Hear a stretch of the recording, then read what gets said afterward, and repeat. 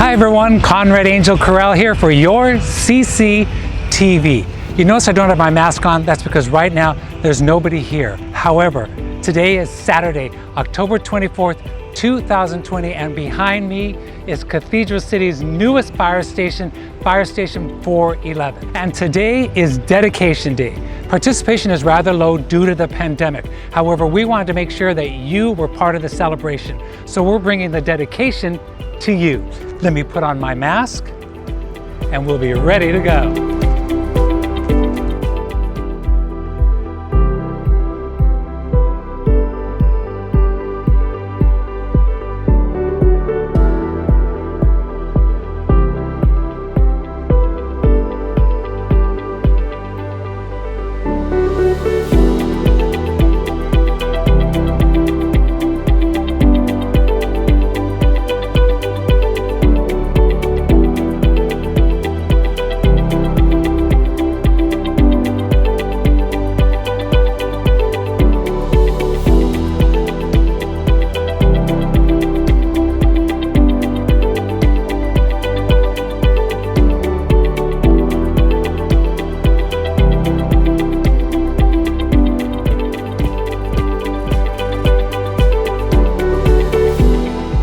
Ladies and gentlemen, it's my privilege to welcome you to this dedication of Fire Station 411, a historical event for the City of Cathedral City and especially for the Fire Department.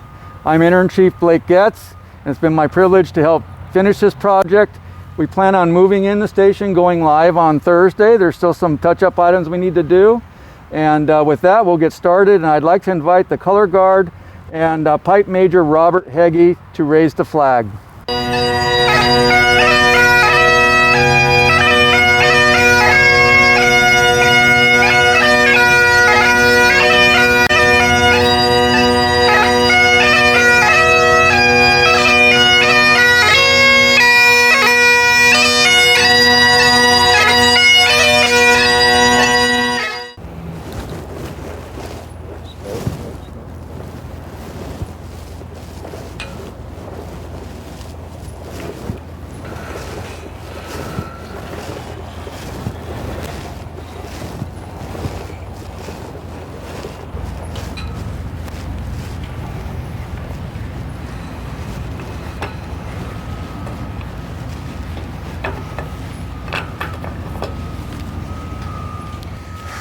All uniformed personnel, present arms.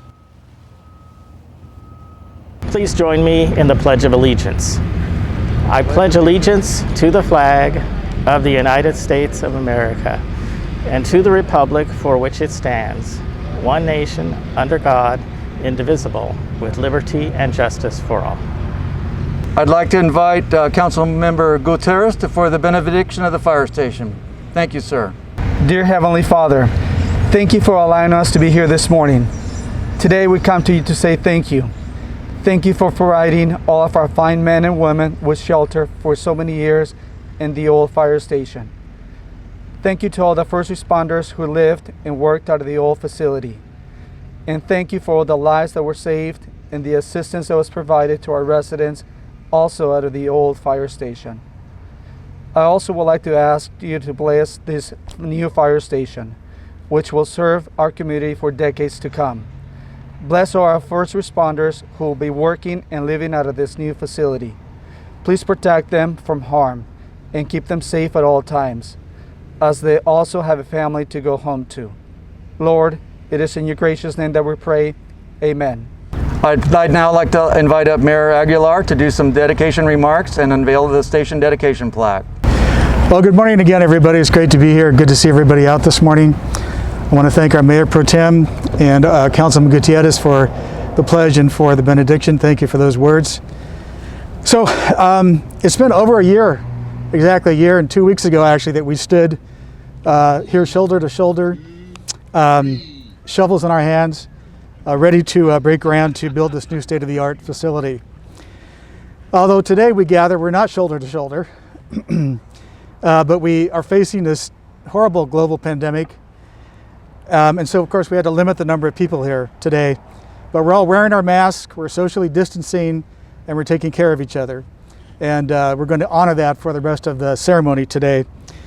But I am pleased to say that we will have a grand opening in the future at some point, so we all look forward to that day. So although we've been living with this global pandemic since March, the spirit and the hard work of those who have built this fire station have continued, and they will persevere. The men and women who laid the foundation, who did the wiring, who laid the concrete, who did the landscaping, are important parts of this monumental moment. They built a resting place, actually a workspace and a kitchen dining area perfect for to say grace. Yes, it's definitely a sanctuary that will shelter our firefighters and paramedics and staff for the next 50 years.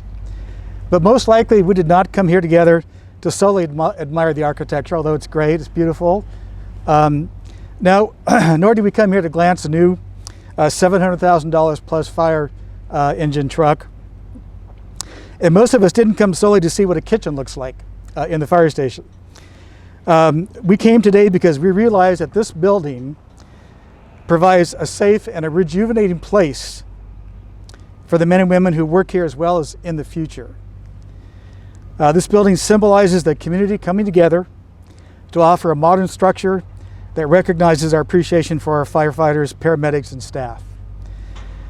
And we know that just a single 911 call, that these brave and highly trained professionals will immediately put aside whatever they're working on to come to our aid. They will rush to a car accident, they'll rush to a fire, or they'll rush to a raging forest fire. And they do this every day, repeatedly, in and out. And now, during this pandemic, this is true more now than ever, as they tend to the ill and stricken when responding to a medical call. And I just have to mention just a personal story that happened to me a couple of years ago. It was a slip and fall, not one of those slip and falls where you sue somebody, but literally a slip and fall that happened at home. And I really messed up my leg pretty badly. Called the firefighters and paramedics, and of course they showed up, within moments, and they took wonderful care of me and transported me to emergency, and they took care of my leg there. But the thing that was so incredible was that, and I think this is more typical than not, was that my sister was living with me at the time, and she had early stages of dementia and was not doing well. And so we couldn't leave her by herself. She had to come with us. And so they put her in the truck and they transported her along with me to the emergency and watched her in emergency until somebody else could take over. And I think that's just an incredible example of the work that you all do and how proud we are of you. So, but this project has been many years in the making, and I'd be remiss if I did not acknowledge my fellow council members here today. Of course, Mayor Pro Tem Raymond Gregory, Council Member Mark Carnevale, who I have not seen here this morning yet. Of course, Councilman Gutierrez and Councilwoman Rita Lamb. Thank you, colleagues, for your hard work. Additionally, the following former council members, as well as current and former staff, have played an important role in making this project come to fruition. First and foremost, I do want to acknowledge Fire Chief Paul Wilson and his wife Pam, who could not be with us here today, for their work and efforts in making this project come this far. Our Administrative Services Director, Tammy Scott, who's worked with all the chiefs throughout this project to build out the process and get it going. And I'm going to go through a list of names here, and so just please bear with me, because everybody who I'm going to mention on this list had an integral part of putting this project together. Former Mayor Greg Pettis, former Mayor Stan Henry, former Mayor Kathy DeRosa, former council members Shelley Kaplan, Bud England, Paul Marchand, former city manager Don Bradley, former acting city manager Julie Baumler, former redevelopment agency Jan Davidson, and former community development director Pat Milos. Our current city manager Charlie McClendon, our current city treasurer Henry Chan, interim fire chief Blake Getz, and chief, just once again I want to say where are you? That you did an outstanding job during this transition, and we're very grateful for keeping a steady hand. Our current Director of Engineering, John Corella, Director of Planning, Robert Rodriguez, and our current Development Director, Stone James.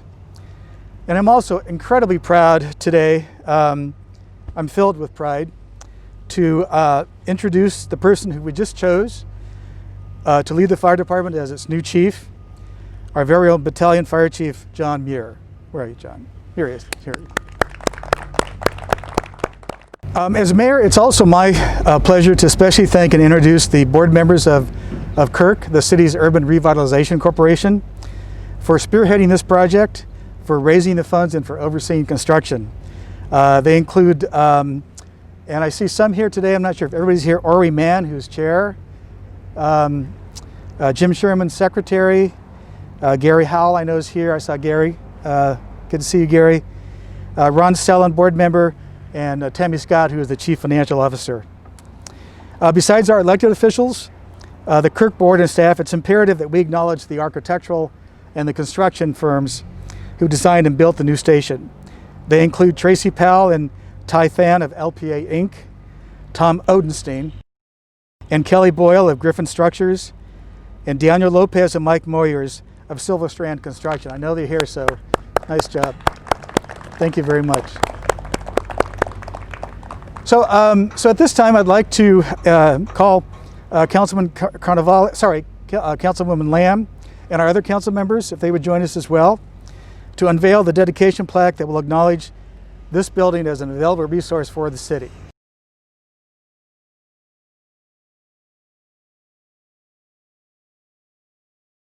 Do a countdown? We'll start with 5.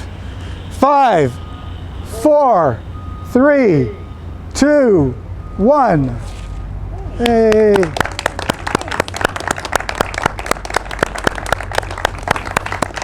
Thank you very much, you guys. Appreciate it. Large projects like this new fire station often demand great partnerships. That's exactly the case for Fire Station 411. Across the street today from where we are is an incredible new addition to our arts and entertainment district, the Agua Caliente Casino. Thanks to the Agua Caliente Band of Quechua Indians and their commitment to our city, $5.5 million out of the $8.2 million needed to build a new fire station came from their investment and from the tribe. Money earned from the land sale of 13 acres to build the gaming and entertainment complex was specifically earmarked by C.U.R.C to help build the new fire station. So now that we have the new station, it's time to say goodbye and farewell to the old station as it currently sits on tribal property. Joining this morning is Vice Chair of the Tribal Council, Reed Milanovich. I'd like to invite Vice Chair to come to the podium, and I will present you a ceremonial key as a symbol of our relinquishing the old fire station to the very near future. It's a large, very large key. So very cool. Well, thank you, Mayor. Really, this key is more than just a key. It's a representation of a very important friendship between the city and the tribe. We are very proud to be standing here today with you all, and we are honored to have been supportive of this project from the very beginning with the tribe's purchase and sale agreement for the tribe's newest gaming facility. Before I forget, I also have Tribal Council Member Jessica Norte here with us. You know, really, I think it's days like today that we can truly take a step back and be proud of a city and a tribe joining forces together to really make some great things happen. I mean, the city, a brand new fire station, the tribe, a brand new business, and both of these projects are at the center of a renewed economic growth and a very positive change that's coming throughout this brand new downtown area. So congratulations to the Cathedral City Fire Department, and I'm very honored to accept this key on behalf of Tribal Council and the members of this tribe. Thank you. Thank you again, Vice Chair. Again, the City of Cathedral City appreciates the tribe's investment in our downtown, and we look forward to the grand opening. And we won't put you on the spot of when that's going to be, but we did hear that the slots here are luckier than the other casinos, so we're going to hold you to that. Okay, everybody, now it's time for us to go to the second portion of today's program. We're going to move to the east side of the building and gather in front of the fire stations to recognize a few more people, listen to the tone out of the new station first call, and then do a countdown to officially open the station. Please remember to wear your mask and socially distance. Thank you, everybody, for being here. Appreciate it. Good morning and welcome. I'm happy to be able to have a small part in this ceremony this morning to recognize some people who did a lot of heavy lifting on a day-to-day basis to get this project done. And we have some gifts to recognize them. So when I call your name, I'd ask you to come up and take it yourself. That way we don't have to have any contact or anything. And first I'd like to recognize Tom Ottenstein. Tom is with Griffin Structures, who served as the project manager for this project from really start to finish. So Tom, we appreciate you very much and the work that your company did, and take a small token of our esteem. These were made by a local artist in Cathedral City. Thank you. Thank you very much. Thank you. Thank you. Also, we have with us Mike Moyer from Silver Strand Construction. Silver Strand is the contractor that built the building. And so, Mike, congratulations on a great facility, and thank you for everything you and your company did. It was my pleasure. It truly was. Beautiful. Thank you. I also want to recognize Tammy Scott. Tammy is our Administrative Services Director who handles all the money for the city, so that's important in and of itself. She also is our liaison to C.U.R.C. And this was a unique project in that the funding for it came from the City Urban Revitalization Corporation. They actually built the facility and will be turning it over to the city once it's all complete. And so Tammy serves the dual role as Administrative Services Director and as the liaison to the C.U.R.C. board. And she also helped to identify and arrange the way to close the funding gap between the money that came from the sale of the property and what was actually necessary to complete this facility. Tammy was unable to be here this morning. I'll make sure she gets her gift, but I wanted to make sure that she was recognized for her integral role in this project. So thank you all very much, and I'm going to turn this over now to Battalion Chief Eric Hauser. Thank you, Charlie. Good morning, everybody. Once we hear the station being toned out, and we see the opening of these beautiful bay doors, we'd like to showcase our newest apparatus in the fire department fleet. We've got our brand new 2020 Pierce Quantum pumper that will respond out of this station. We've got our 2020 utility fire prevention F-250 pickup truck that will respond out of our headquarters fire station. And then we have our 2020 Suburban Command Vehicle, which will respond for the community as well. Okay, we'll start with countdown. 5, 4, 3, 2, 1.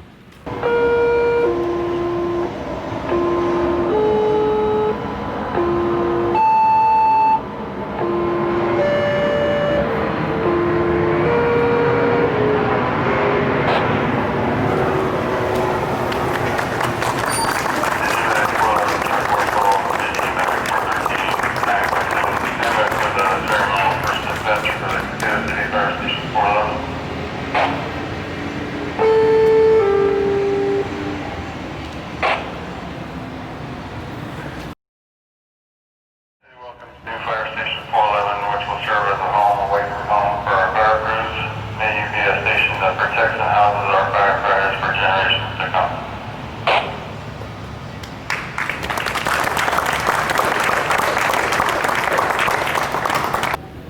So we're very fortunate to be joined today by the Vice Chair of the Agua Caliente Tribe, Reed Milanovic. Is that correct? Yes, it is. Thank you for joining us here today. So we have a beautiful new fire station. Across the street, we have a beautiful, coming very soon, casino. This must be a terrific marriage of the two organizations. It really is. We're very happy and very impressed with how well the city and the tribe have been working together to see these projects come to life, and we're looking forward to obviously have the tribe's newest gaming facility open pretty soon. And I understand this will be opening in a couple of days, and we're very excited and we're very proud of the partnership that we have with the city. And let me ask you, so in case our audience doesn't know, how long was this process? Let's go from when it all started, the idea, to today, approximately. Well, the entire process started long before I even joined Tribal Council. The tribe has always envisioned having a third facility somewhere, and it took many years for the tribe to find the right location. And given that we have a property in downtown Palm Springs and also in Rancho Mirage, our reservation lies over Palm Springs, Cathedral City, and Rancho Mirage. So it's very fitting to have the newest gaming facility in the new downtown area of Cathedral City. And it is beautiful. Many of our residents may not know, but this street used to be pretty empty. Yes. And it is now a vibrant city block now. And Yeah. this is all due to the tribe's contribution here. So we appreciate it very much. And it's a great marriage between the city of Cathedral City and the band of Quay Indians also. So thank you very much. Thank you. So I'm joined here by the new Fire Chief, John Muir. Congratulations and welcome. This is your new baby, I would guess. Oh yeah, it's been a long time coming, and we're all very excited and about both the fire station as well as becoming the fire chief is very exciting. And let me, just in case our home viewers don't know, and I'm sure many do, you are no stranger to Cathedral City Fire. No, I've been here since 2009.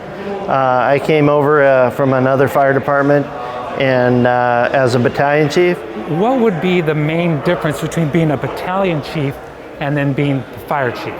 Okay, so a battalion chief is more along the lines of operational. So they're running the operations of the fire department. They respond on incidents. They supervise and manage personnel. The fire chief is more along a little more overarching and manages the whole department as far as budget, as far as representation to the city council and city manager and so forth. All right, great. And this is brand new building. It's gorgeous looking. Can you tell us quickly, what are the 3 vehicles that will be coming out of here? Okay, so the ones that you see right now, the fire engine, which is right behind us, that'll be the main unit that runs out of this station. That houses or has a firefighter, an engineer, and a fire captain that rides on it. In addition to that, we'll have a medic ambulance, paramedic ambulance that has 2 firefighters on it as well.